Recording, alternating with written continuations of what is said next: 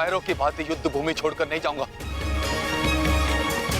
मैंने मित्र दुर्योधन को वचन दिया और मैं अपना वचन नहीं तोड़ सकता। एक बात का स्मरण रहे अश्वत्थामा कि धर्म अधर्म की बात करना हमें शोभा नहीं देता।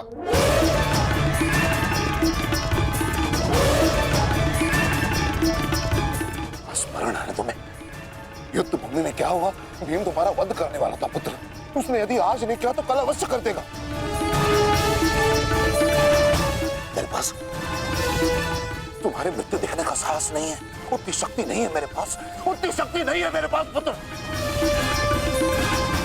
यदि तुम चाहते हो कि मैं यह युद्ध लड़ूं, तो तुम्हें युद्ध भूमि का त्याग देना होगा।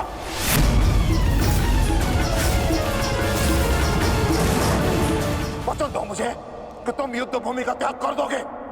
वचन दो। आचार्य द्रोण, यदि ऐसा है तो आप यह युद्ध भूमि छोड़कर जा सकते हैं, परंतु मेरा यह मित्र कहीं नहीं जाएगा। वैसे भी आप हमारे सेनापति हैं ना। सेनापति होने के पश्चात भी आप उन विपक्षियों का कुछ कर नहीं पाए, क्योंकि वो विपक्षी आपके प्रिय शिष्य हैं, इसलिए कुछ नहीं कर पाए हैं आप। शांत हो जाओ मित्र।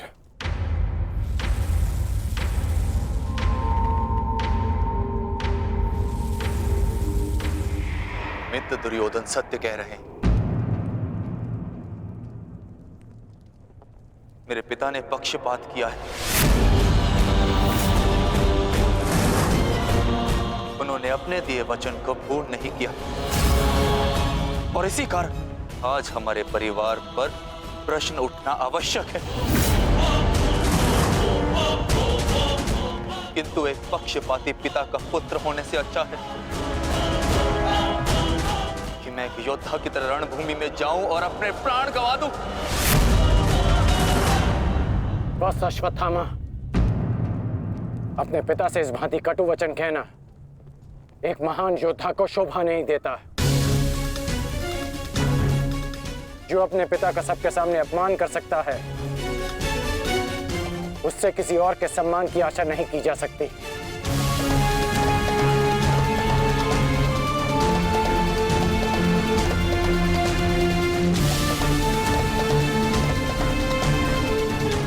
क्षमा कर दीजिए पिताश्री, परंतु मैं इस युद्ध भूमि को छोड़कर कहीं नहीं जाऊंगा।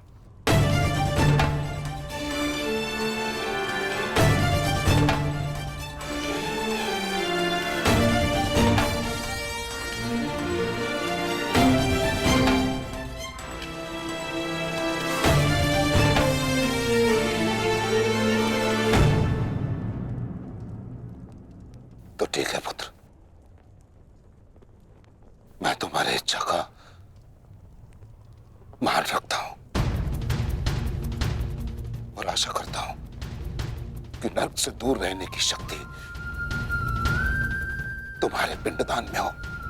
आज केवल तुम्हारे कारण मुझे संपूर्णता से धर्म का त्याग करना होगा।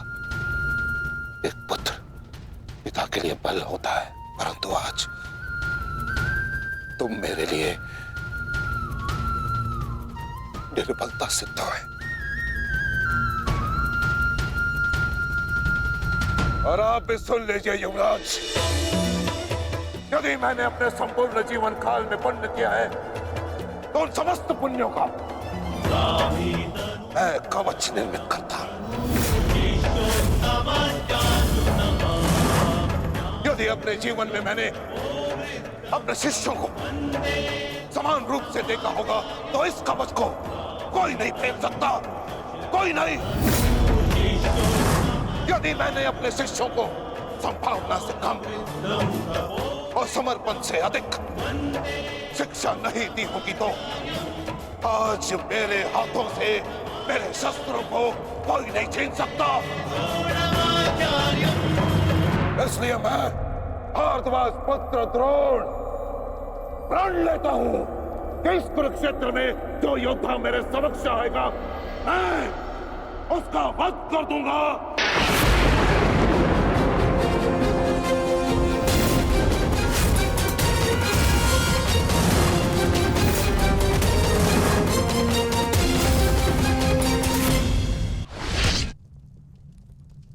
आचार्य द्रोण का वध करना सरल नहीं। परशुराम के दिए गए उनके पास ऐसे कई अस्त्र हैं जिनका हमें अनुमान तक भी नहीं। मेरे पुत्र का जन्म केवल द्रोण के वध के लिए हुआ है। मुझे पूर्ण विश्वास है कि मेरा पुत्र अपने जीवन के इस उद्देश्य में अवश्य सफल होगा।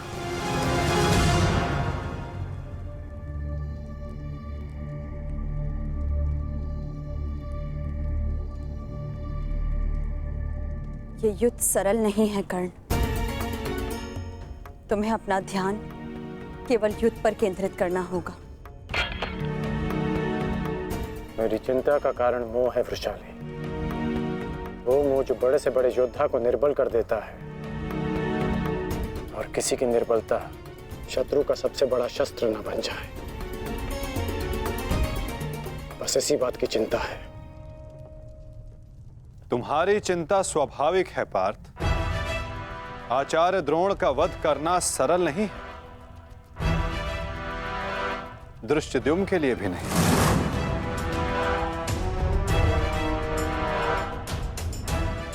तो क्या कोई व्यू नहीं जो हम आचार्य द्रोण के विरुद्ध उपयोग कर सके? मैंने कहा कि आचार्य द्रोण का वध करना सरल नहीं। मैंने ये नहीं कहा कि ऐसा करना असंभव है।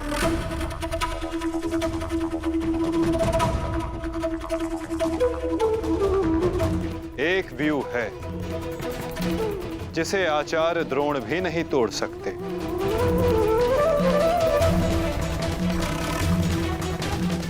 पुत्र मोह व्यू। आचार्य द्रोण को परास्त करने का केवल एक ही अस्त्र है, अश्वत्थामा।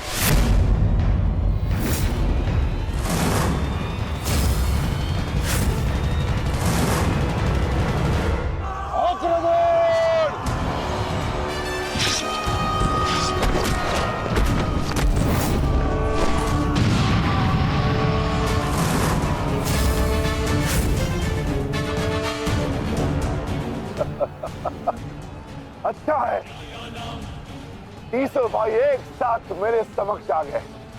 अब नर्क तक की यात्रा के मार्ग में एकाकी अनुभव नहीं करोगे। सावधान भीम।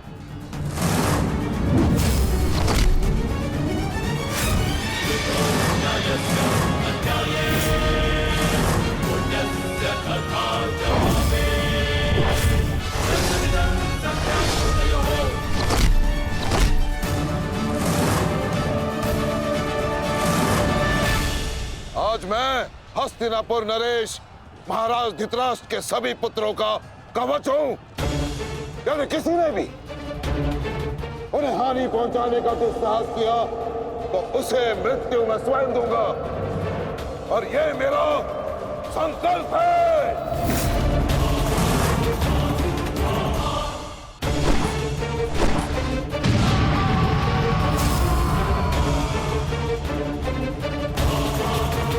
माधव, अश्वत्थामा को घेरने की योजना क्या है? हमारी योजना तो कब की प्रारंभ हो चुकी है पार्थ। क्या हुआ अश्वत्थामा? तुम्हारे पिताश्री कहाँ हैं? कहीं अपने काल को आता देख, कहीं छिप तो नहीं गए? धृष्टद्युम्न, ना आचार्य द्रोण किसी से भयभीत है और ना ही उनका पुत्र। आज अपने पिता के काल का काल मैं स्वयं बनूंगा।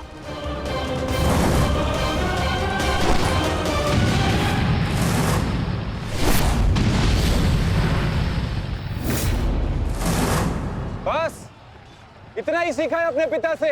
आओ अश्वत्थामा, आज मैं तुम्हें जीवन का पाठ पढ़ाता हूँ। भाग कहां रहे हो कायर? साहस है तो द्वंद करो। सारथी, पीछा करो।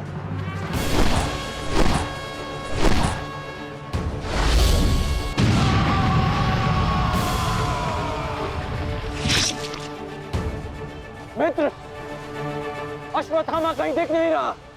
कहीं वो शत्रु के घेरे में गिर ना जाए। तुम आचार्य द्रोण के पीछे जाओ, मैं अश्वत्थामा को खोजता हूँ। ठीक है मित्र। सारथी, चलो सत्यसेन।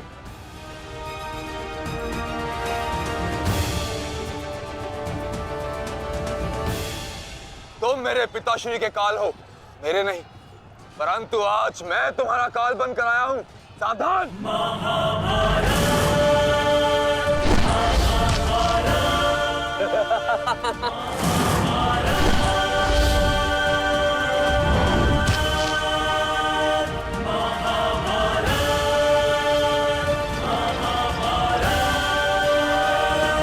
अच्छा हुआ कि पिता और पुत्र दोनों एक साथ मेरे सामने आ गए। आज तुम दोनों मेरे हाथों वीर गति को प्राप्त होगे।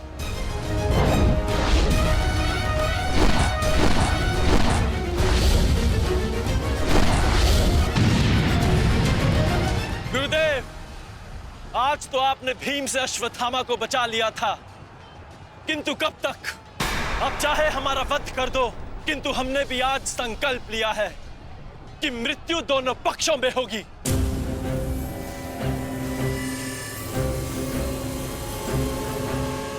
चलो सारथी, हमें वापस जाना है। जिक्र करो। अश्वत्थामा का अश्वत्थामा कहीं दिखाई नहीं दे रहा आचार्य, परंतु कर्ण उसी की खोज में गया है। चलो सारथी।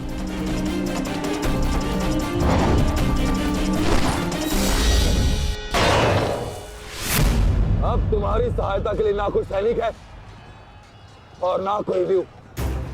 अब तुम दोनों को मेरे हाथ से कौन बचाएगा? सावधान!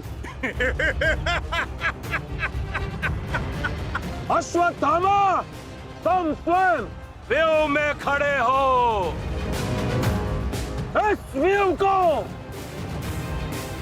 शमशान व्यू कहते हैं। कदाचित तुम्हारे पिता ने तुम्हें इस व्यू के विषय में बताया ही नहीं होगा। अपने चारों ओर देखो।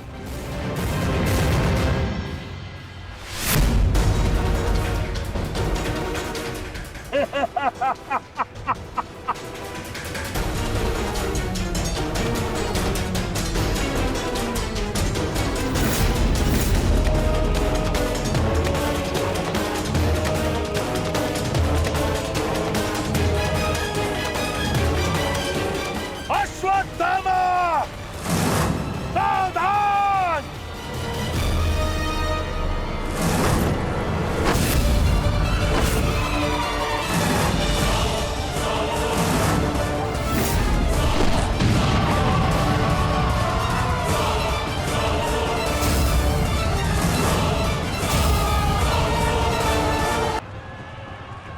अश्वत्थामा, सावधान!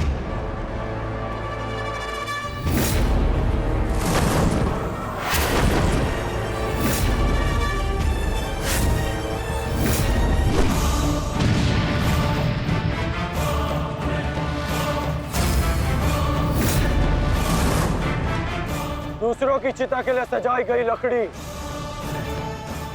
कभी कभी स्वयं को भी जला देती है। धृष्टद्युम्न,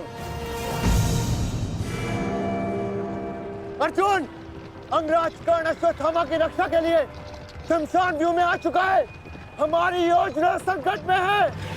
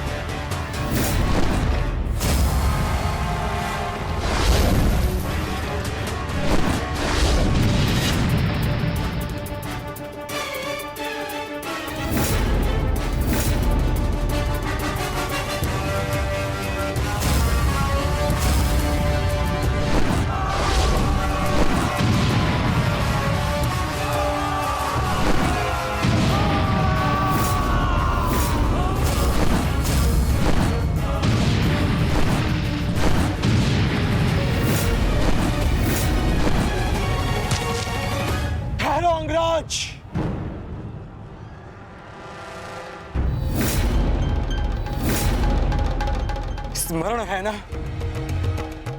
कि हमारा द्वंद्व का निर्णय आना अभी शेष है। मैं युद्ध का आह्वान देता हूं।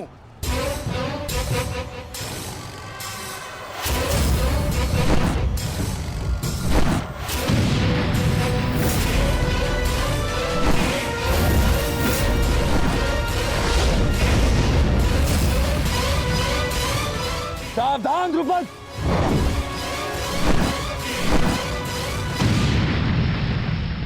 मेरा ही राज्य मुझसे ही छीनकर मुझे ही आधा राज्य भीख में दिया तुम्हारे पिता ने, और जिस आधे राज्य पर तुम शासन कर रहे हो वो मुझे स्वीकार नहीं है।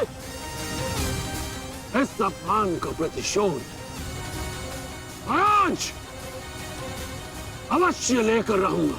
जो अपनी पुत्री का अपमान होने से न रोक सके वो अपने राज्य और अपने सम्मान की रक्षा क्या करेगा? तुम उस विषधर के समान हो जिसके विषदंत टूट चुके हैं। मेरी बात मानो और समर्पण कर दो, तुम्हारे प्राण बचे रहेंगे। प्राण तो अब तेरे नहीं बचेंगे।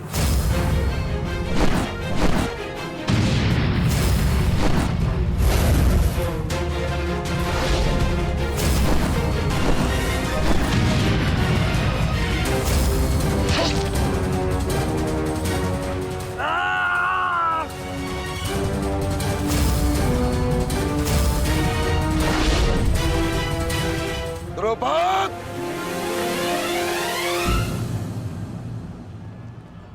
तुम्हारी शत्रुता केवल मेरे साथ है, उसका प्रतिकार तुम मेरे पुत्र से मत लो,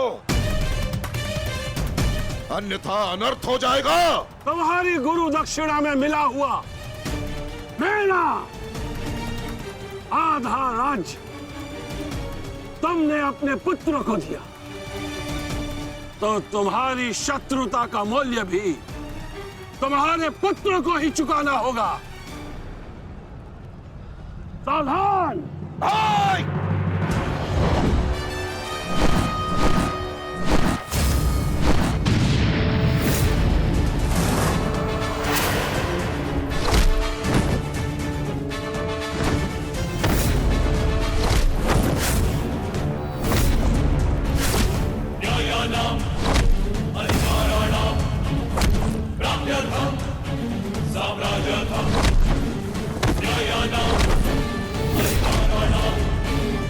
दुर्योधन, भीम ने तुम्हारे और 5 अनुजों का वध कर दिया है और अभी उसकी रक्त पिपासा बुझी नहीं है दुर्योधन।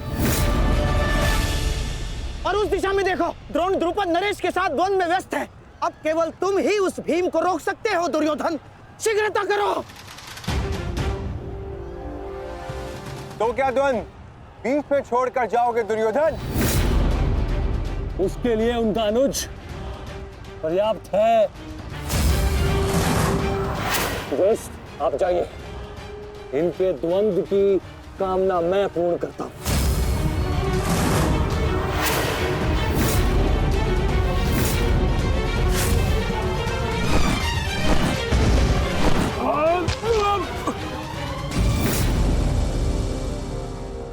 बार बार मुझे छोड़कर मेरे पिता पर वीरता क्यों दिखाते हो आचार्य? मुझसे द्वंद्व करो, मेरे जीवन का एक ही उद्देश्य है और वो है मेरे हाथों आपका वध। तब तक तुम्हें प्रतीक्षा करनी होगी धृष्टद्युम्न, क्योंकि जब तक द्रोण के हाथों में उसके शस्त्र हैं, स्वयं काल भी उसका वध नहीं कर सकता। और स्मरण रहे धृष्टद्युम्न, तुम्हारे साथ साथ तुम्हारे जीवन का ये उद्देश्य भी उपहास बन के रह जाएगा। शस्त्र त्यागने की क्या आवश्यकता है द्रोण? प्रेम, सम्मान, धर्म तो तुम पहले ही त्याग चुके हो। मेरे पिता तुल्य गुरु और अपने पिता महर्षि भरद्वाज पर तो तुम लांछन भी लगा चुके हो। तुम्हारी आत्मा तो कब की मर चुकी है द्रोण, कब की। अब केवल यह शरीर है, इसे त्यागने का समय आ गया है और वो समय अभी है। सावधान द्रुपद!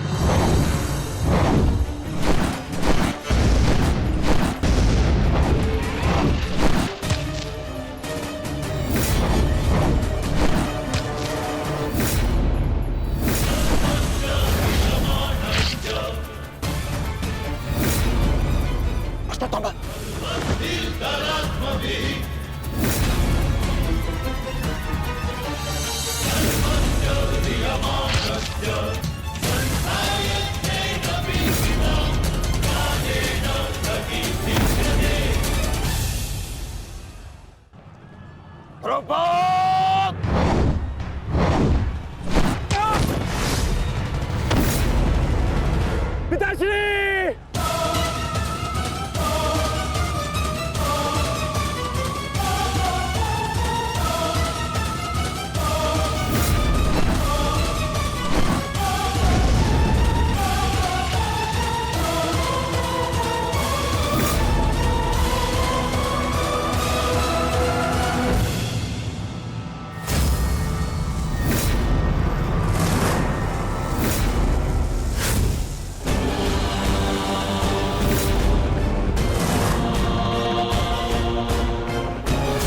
सावधान अश्वत्थामा!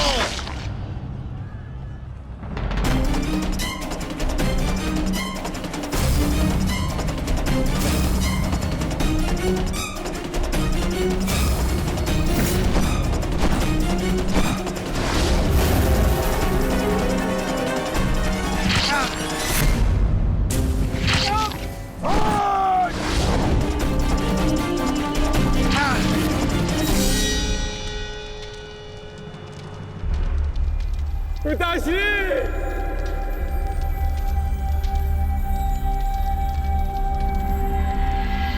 आचार्य द्रोण ने क्रोध में आकर अपने अग्नि शस्त्र से पांचाल नरेश को जीवित जला दिया है महाराज।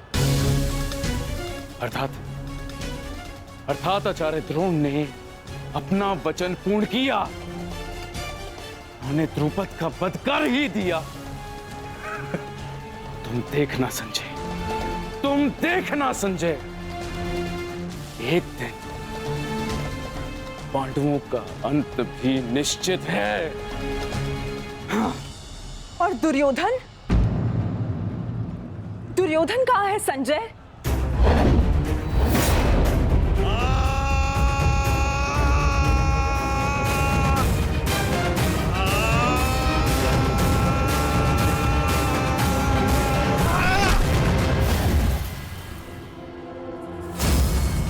तुम्हें ज्ञात भी है, अब तक तुम्हारे 55 अनुजों का रक्त मैं अपनी गदा को पिला चुका हूं।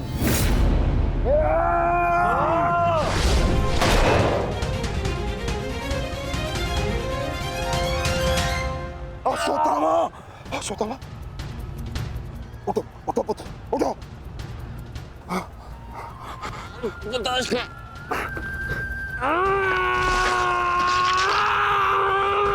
पुत्र, पुत्र, पुत्र, तुम बहुत अधिक चोटिल हो गए हो।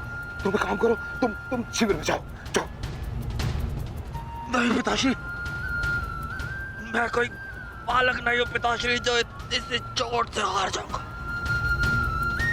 एक योद्धा रणभूमि छोड़कर नहीं जाता पिताश्री। मेरी बात मानो, तुम्हें बहुत आवश्यक है, वहां जाना। जाओ शिविर में जाओ, जाओ पुत्र, मेरी बात मान लो, जाओ, जाओ पुत्र। अनर्थ कर दिया तुमने द्रोण। मुझे मेरे पिता की मुखाग्नि देने का अवसर भी नहीं दिया।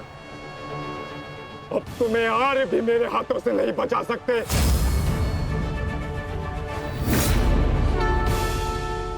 सावधान! मैं जानता हूं तुम एक वीर योद्धा हो, पर तुम बहुत अधिक चोटिल हो गए पुत्र। तुम इस अवस्था में युद्ध नहीं कर सकते। तुम्हें उपचार की आवश्यकता है। जाओ, तुम्हें मेरी शपथ है पुत्र, जाओ। जो आज्ञा पिताश्री।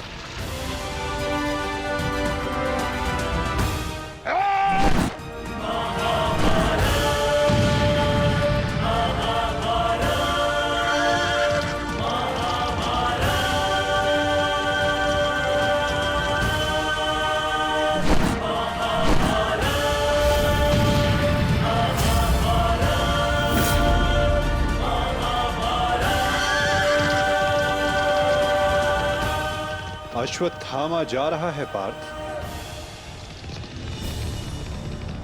भीम और युधिष्ठिर को संकेत भेजो।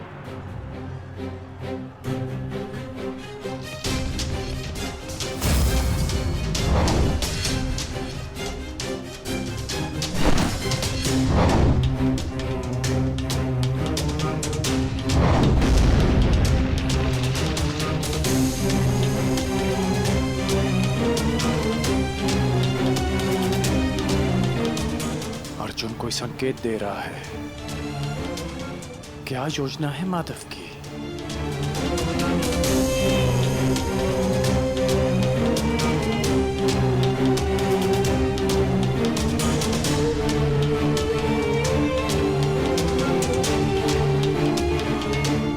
जाना तो नहीं चाहता,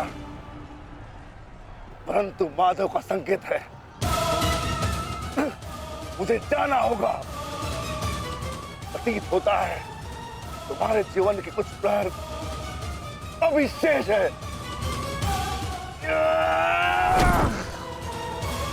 जाओ, जी लो।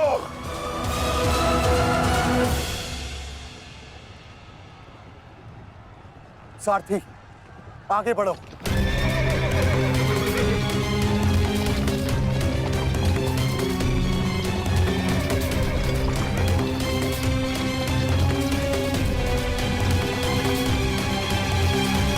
नहीं द्रोण, तुम्हें जाने की अनुमति नहीं है।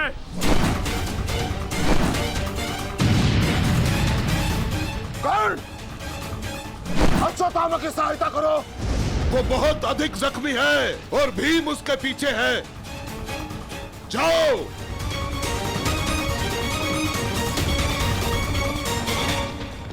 नहीं, मैं कर्ण को जाने नहीं दूंगा आचार्य।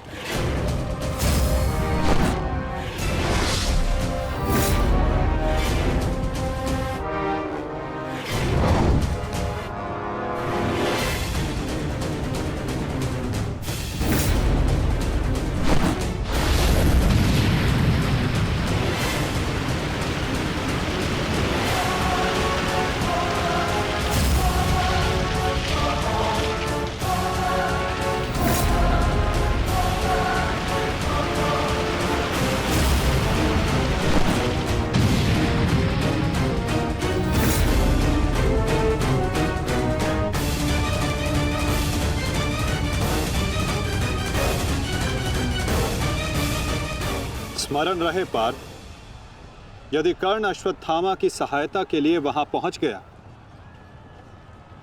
तो हमारी योजना विफल हो जाएगी।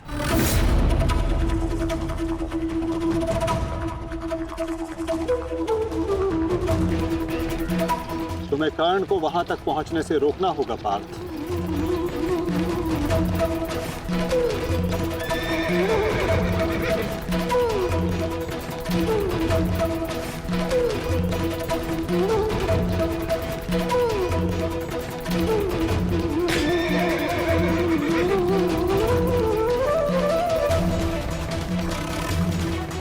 हमें केवल अश्वत्थामा के साथ बने रहना है। उसे किसी भी परिस्थिति में अकेला नहीं छोड़ना है। सत्यसेन, शीघ्रता करो।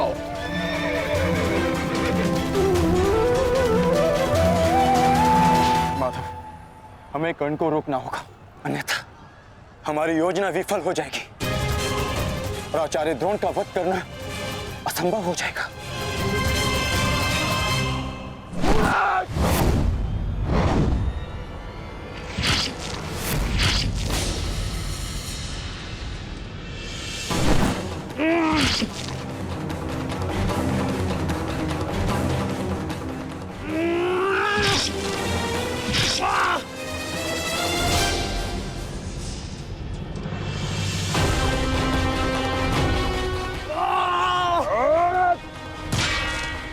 अभी भी समय है, लौटो।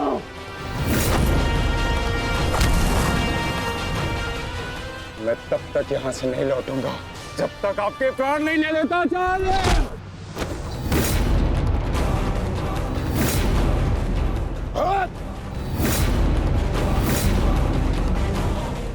कहा था मैंने कि मैं पिता और पुत्र का वध एक दिन में नहीं करना चाहता, परंतु तुमने मुझे विवश कर दिया।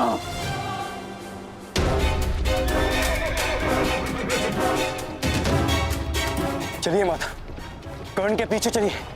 नहीं पार्थ, इस समय दृश्यद्युम्न को हमारी सहायता की आवश्यकता है और यहां से जाना हमारी योजना का भाग नहीं है।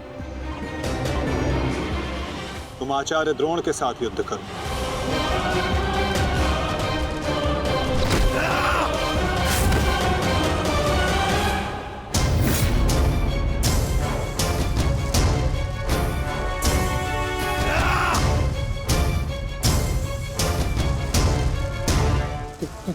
दूर हटो, मैंने कहा दूर हटो। अन्यथा परिणाम ठीक नहीं होगा। तू हटो। देखा देश, अंत समय आने पर भी कुछ मूर्खों की अकड़ नहीं जाती, उनकी अकड़ उनके मृत्यु के साथ ही जाती है।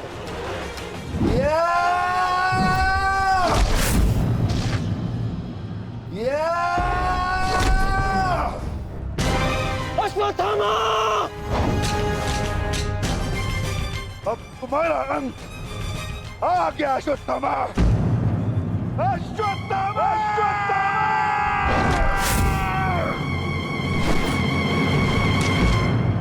ये तो भीम का स्वर है। कोई ऐसा तो नहीं कि भीम अश्वत्थामा के साथ द्वंद्व कर रहा हो। मुझे शीघ्र वहां पहुंचना होगा। भीम की गर्जना का आशय आप भी समझते हैं आचार्य कि ये द्वंद्व समाप्त हो गया है, और इस द्वंद्व के समाप्त होने से प्रतीत होता है कि अश्वत्थामा का वध हो चुका है आचार्य।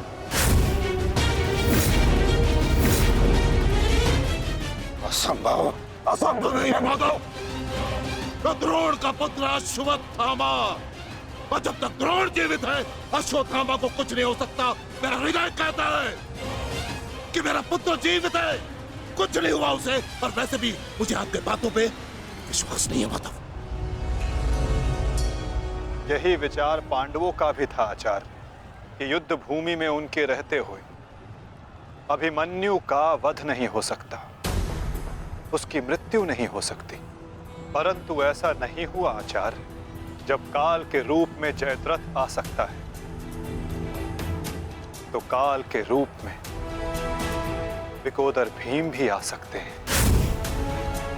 काल की गति को कोई नहीं रोक सकता आचार्य।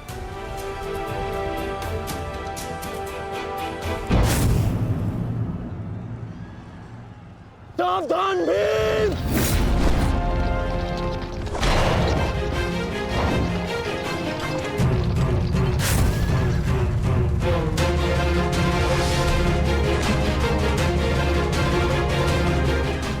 अश्वत्थामा, अश्वत्थामा, तुम ठीक हो?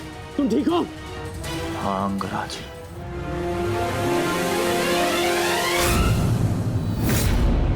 ये तो भीम पुत्र सुत्सोम है। फिर भीम कहाँ है? वो वही है जहां उन्हें होना चाहिए। आचार्य, आज कर्ण नामक कवच भी अश्वत्थामा की रक्षा नहीं कर पाया।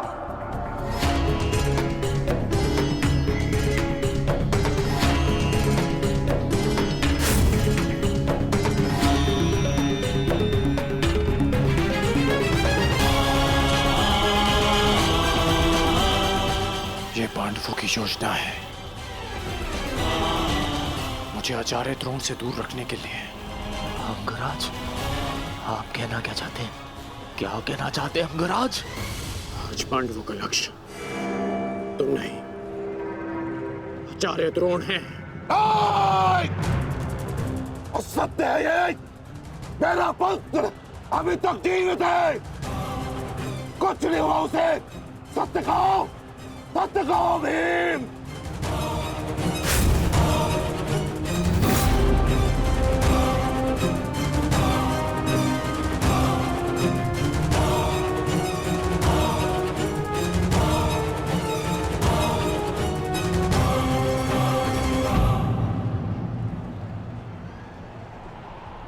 धर्मराज, मैं तुमसे सुनना चाहता हूं, ये सत्य क्या है? कह दो कि मेरा पुत्र जीवित है। तुम्हारा उपयोग केवल मेरा ध्यान भटकाने के लिए था।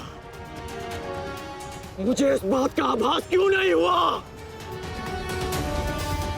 आचार्य द्रोण के प्राण संकट में है। चलो अश्वत्थामा, चलो। सत्य कह दो कि आज भी मेरा पुत्र जीवित है, कुछ नहीं हुआ उसे, कोई उसका वध नहीं कर सकता। कहते एक बार। युद्ध भूमि में तुम्हारा विकोदर भीम के साथ रहना अनिवार्य है युधिष्ठिर, क्योंकि आचार्य द्रोण जानते हैं कि विकोदर भीम असत्य बोल सकते हैं,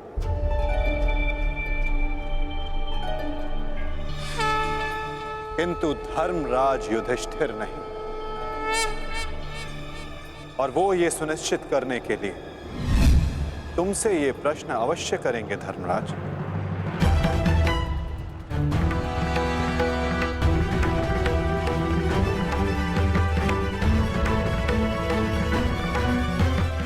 आप मेरे शत्रु हैं आचार्य, कौरवों के सेनापति। ये आवश्यक नहीं कि मैं आपके हर प्रश्न का उत्तर दूं। शीघ्र करो सत्यसेन। प्रश्न का उत्तर तुम्हें देना होगा धर्मराज। भले मैं कौरवों का सेनापति हूं, परंतु ये मत बोलो कि मैं तुम्हारा गुरु भी हूं। इसमें सत्य तुम्हें कहना होगा, बताना होगा मुझे। मेरा पुत्र जीवित है और यही सत्य है, मुझे पता है। श्रेष्ठ, बता दीजिए आचार्य द्रोण को सत्य क्या है?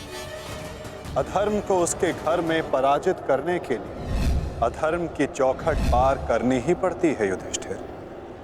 ये सत्य है आचार्य द्रोण कि भीम ने अश्वत्थामा का वध कर दिया।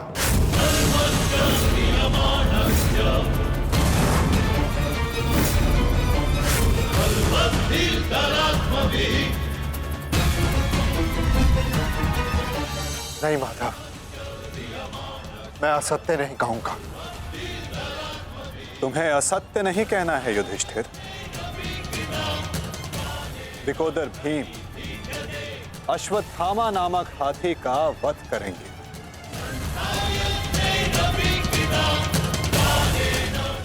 तुम्हें केवल यह कहना है कि अश्वत्थामा मारा गया। इससे ना तुम्हारा धर्म टूटेगा और हमारी योजना भी सफल हो जाएगी।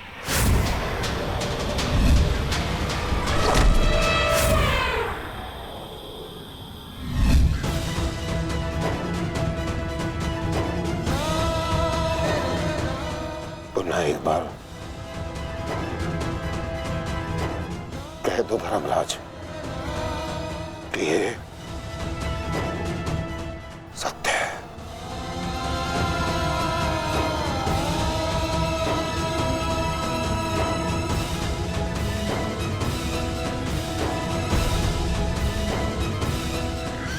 शीघ्र करो सत्यसेन। आपने बिल्कुल सही सुना आचार्य द्रोण।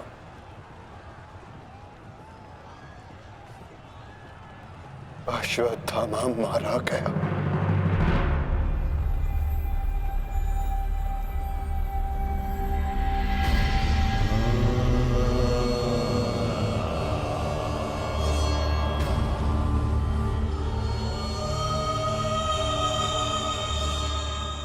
परंतु वो एक मनुष्य नहीं, एक हाथी था।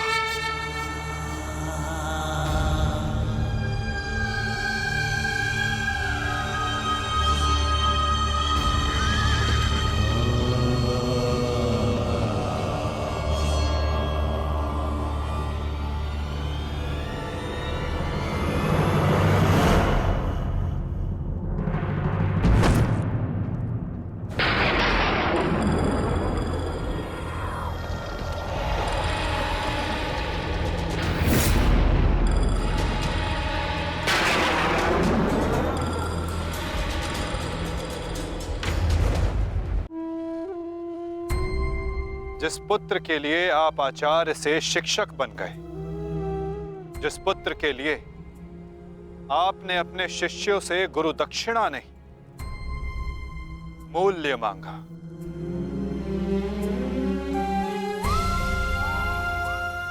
और उसी पुत्र के कारण आप एक एक करके अधर्म की सीढ़ियां चढ़ते चले गए आचार्य। मनुष्य प्रेम में उत्थान करता है, परंतु मोह में केवल उसका पतन होता है आचार्य। आप जिसे पुत्र प्रेम समझते रहे वो पुत्र प्रेम नहीं, पुत्र मोह था आचार्य, और वही आपके पतन का कारण भी।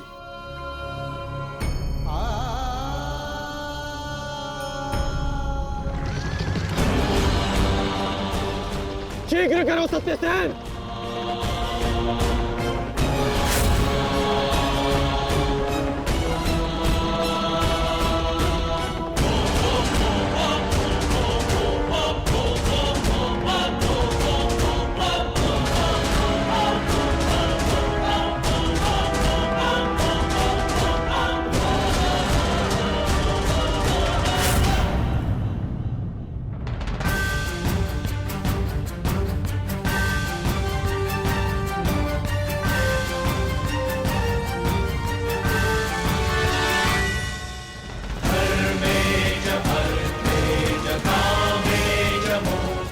मेरा पुत्र अश्वत्थामा!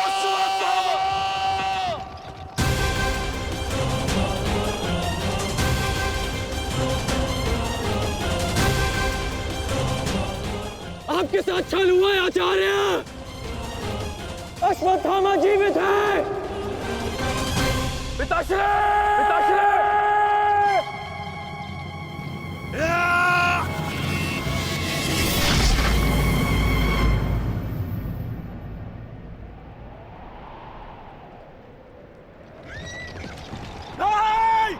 आचार्य!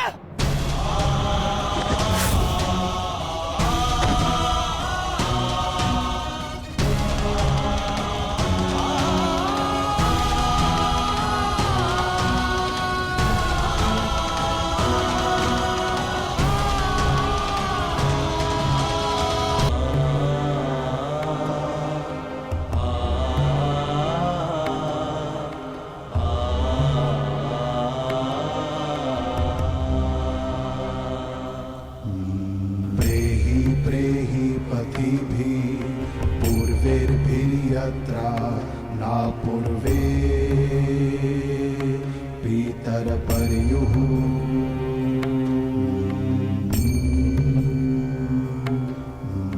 भूभराजना स्वधया मदन्तायमं पश्यासि वरुणं च दिवम्।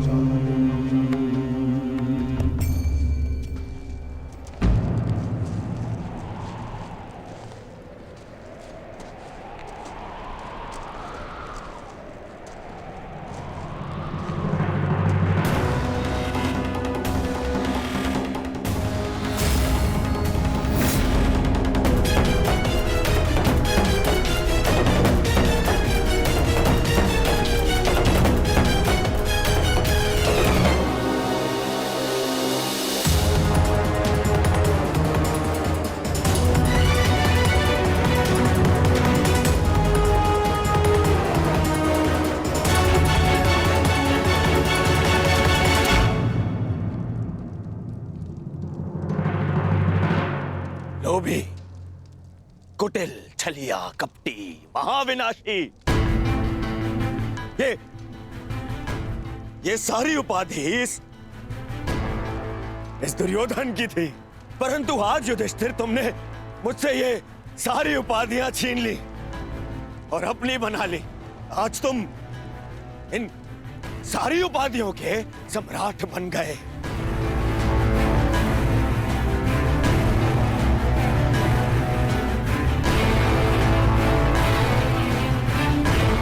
प्रणिपात सम्राट, प्रणिपात, अरे बोलो, सम्राट आए हैं।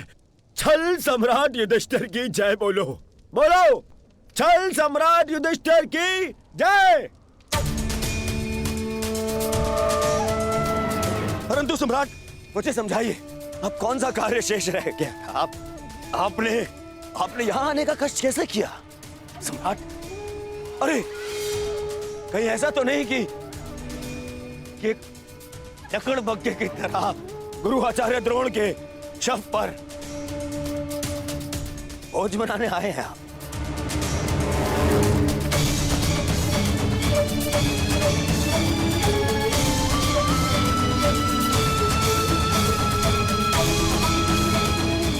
वो जो न जाए।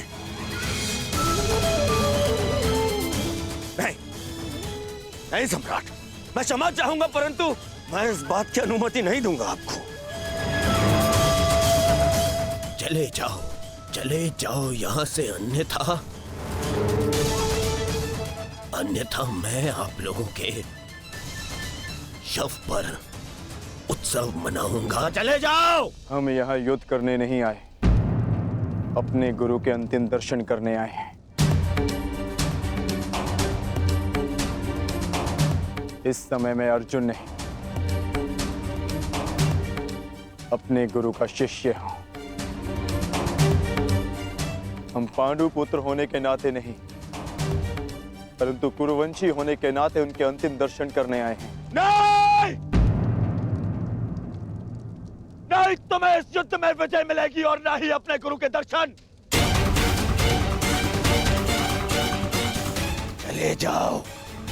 चले जाओ यहां से, अन्यथा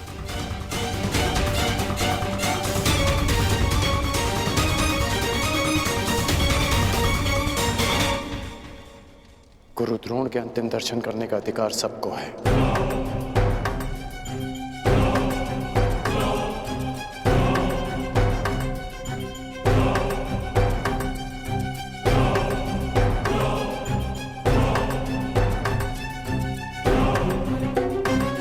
बहुत बड़ी गुरु दक्षिणा दी आपने अपने गुरु को, छल से मृत्यु दी तुमने अपने गुरु को। उन्होंने अनेकों दिव्यास्त्र सिखाए तुम सबको, परंतु विश्वासघात नामक अस्त्र का कोई उत्तर नहीं था उनके पास। धर्मराज, क्या उत्तर है आपके पास आपके छल का?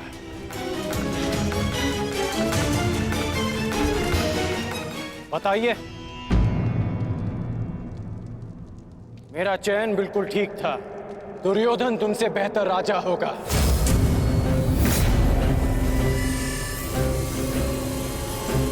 दुर्योधन की अनीतियों पर मैं क्रोधित हूं, परंतु तुम्हारी अनीतियों पर मुझे घृणा आती है। मित्र, शिष्य होने के नाते अपने गुरु के अंतिम दर्शन का अधिकार है इन्हें? नहीं, अंगराज ठीक कह रहे हैं मित्र।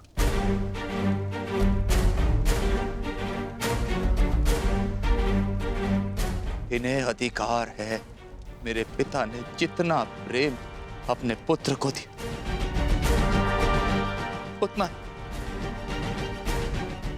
किंचित अधिक इन पांडु पुत्रों को दिया।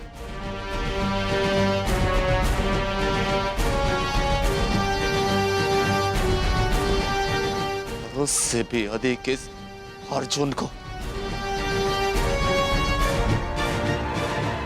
एक पुत्र अपने पिता का ऋण चुकाता है, उसे जीवन देने का ऋण। मैं भी अपने पिता के दिए जीवन का ऋण चुकाऊंगा, और वो ऋण पांडवों को चुकाना होगा।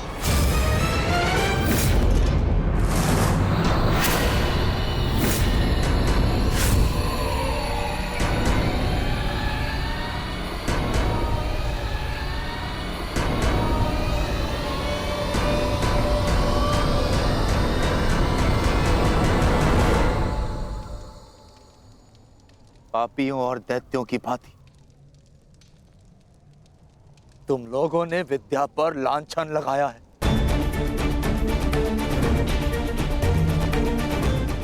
ज्ञान का नाश किया है तुम लोगों ने, नाश। धिक्कार है तुम लोगों पर।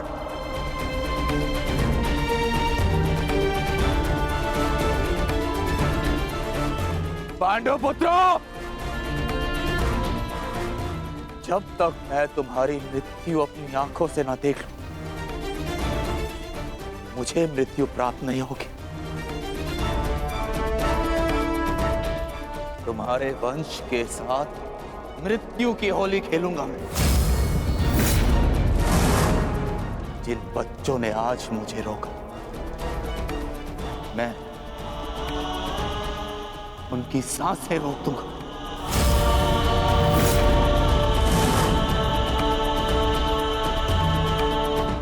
जिन बच्चों ने आज मुझे रोका, मैं उनकी सांसें रोक दूंगा।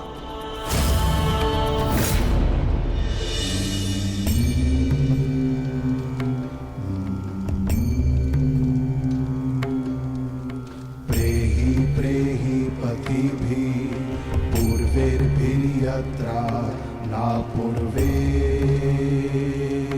पितरपर्युः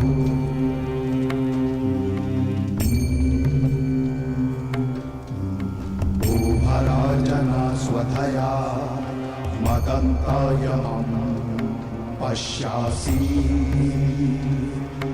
वरुणं च दिवम् मैं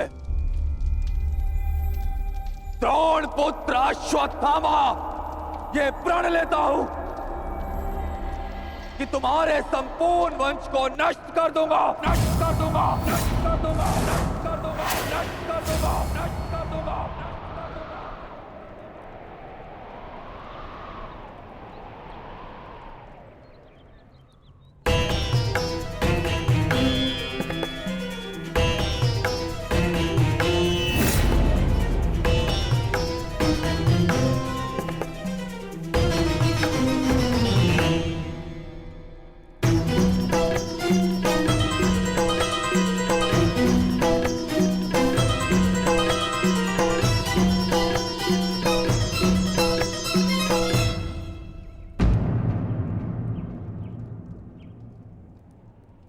क्या सोच रही हो सखी?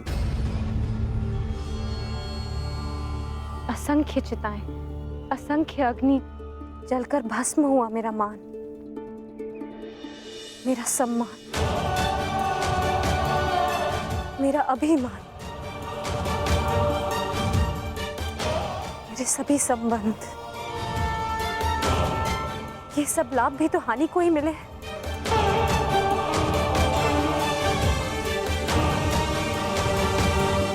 वो देखिए माधव,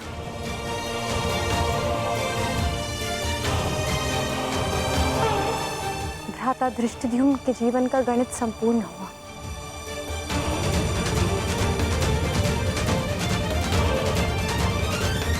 अब उनके जीवन का न्यून लाभ है। इस जटिल गणित में न केवल हानि और लाभ है सखी, इस गणित के अनेकों कोण भी हैं। उधर देखो, तुम्हारी पुत्र वधू खड़ी है।